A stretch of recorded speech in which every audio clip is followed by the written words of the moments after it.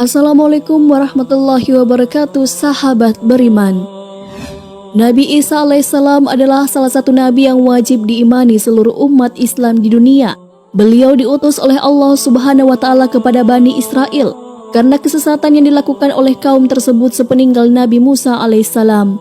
Tidaklah sempurna iman seorang muslim bila tidak mengimani keberadaan salah satu dari 25 nabi-nabi yang memiliki kemuliaan di sisi Allah Subhanahu wa taala. Pada umumnya seluruh umat Islam tentu telah mengetahui kisah Nabi Isa alaihissalam dari keistimewaan yang diberikan Allah Subhanahu wa taala kepadanya, dimulai terlahir dari rahim seorang perawan, banyaknya mukjizat yang Allah berikan seperti menyembuhkan penyakit, hingga pada akhirnya menjelang akhir zaman Nabi Isa alaihissalam akan kembali turun ke bumi untuk membunuh Dajjal, musuh umat muslim yang paling ditakuti karena kehebatan fitnahnya. Namun tahukah Anda mengapa justru Nabi Isa alaihissalam lah yang ditugaskan Allah Subhanahu wa taala untuk membunuh Dajjal?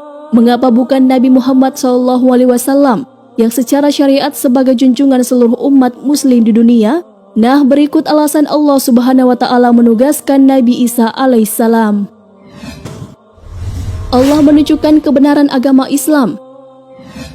Nabi Isa alaihissalam kembali turun ke bumi diyakini akan menegaskan kebenaran dari ajaran Nabi Muhammad SAW.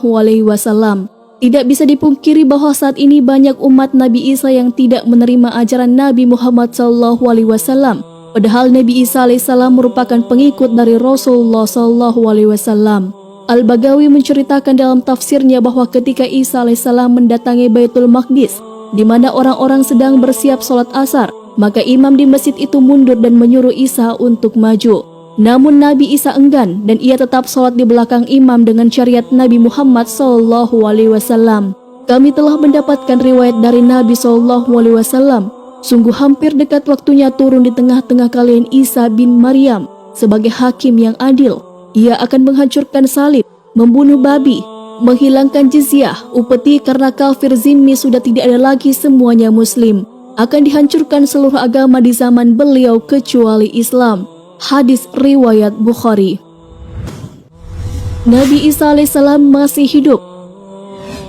Ada sebagian kaum meyakini bahwa Isa alaihissalam telah wafat karena dibunuh oleh orang-orang Romawi. Namun sebenarnya Allah Subhanahu wa taala menyelamatkannya dengan menggantikan peran Nabi Isa alaihissalam kepada orang yang wajahnya diserupakan dengan beliau. Sedangkan Nabi Isa alaihissalam sendiri diangkat ke langit atas izin Allah Subhanahu wa taala. Karena ucapan mereka orang Yahudi, sesungguhnya kami telah membunuh Al-Masih, Isa putra Maryam, Rasul Allah. Padahal mereka tidak membunuhnya dan tidak pula menyalibnya. Tetapi yang mereka bunuh ialah orang yang diserupakan dengan Isa bagi mereka. Sesungguhnya orang-orang yang berselisih paham tentang pembunuhan Isa benar-benar dalam keraguan tentang dibunuhnya itu. Mereka tidak mempunyai keyakinan tentang siapa yang dibunuh itu, kecuali mengikuti prasangka belaka. Mereka tidak pula yakin bahwa yang mereka bunuh itu adalah Isa. Quran Surah An-Nisa ayat 157. Menegaskan kemuliaan Nabi Muhammad SAW. Banyak yang beranggapan bahwa Nabi Isa alaihissalam lebih mulia dibandingkan dengan Rasulullah SAW karena banyaknya mukjizat yang diberikan Allah kepada Nabi Isa alaihissalam. Kenyataan justru mengungkapkan bahwa Nabi Isa alaihissalam sendiri telah menjelaskan kepada umatnya bahwa akan datang Rasul terakhir setelah dirinya. Nabi Isa alaihissalam sendiri merupakan pengikut Rasulullah. Bentuk penghormatan Nabi Isa alaihissalam kepada Rasulullah adalah dengan kabar yang diberikan Nabi Isa alaihissalam mengenai Nabi Muhammad sebagai penyempurnaan ajaran yang telah beliau sampaikan kepada umatnya. Allah Subhanahu wa taala berfirman, "Dan ingatlah ketika Isa ibnu Maryam berkata, 'Hai Bani Israel, sesungguhnya aku adalah utusan Allah kepadamu, membenarkan kitab sebelumku yaitu Taurat, dan memberi kabar gembira dengan datangnya seorang Rasul yang akan datang sesudahku, yang namanya Ahmad Muhammad. Maka tak kala Rasul itu datang kepada mereka dengan membawa bukti-bukti yang nyata, mereka berkata, ini adalah sihir yang nyata.'" Quran Surah As-Saff ayat 6. Telah dekatnya ajal Nabi Isa alaihissalam. Sebagaimana telah dijelaskan sebelumnya bahwa sebagian kaum beranggapan bahwa Nabi Isa alaihissalam telah wafat, padahal Nabi Isa alaihissalam akan wafat setelah melaksanakan tugas yang diberikan Allah Subhanahu wa taala menjelang akhir zaman.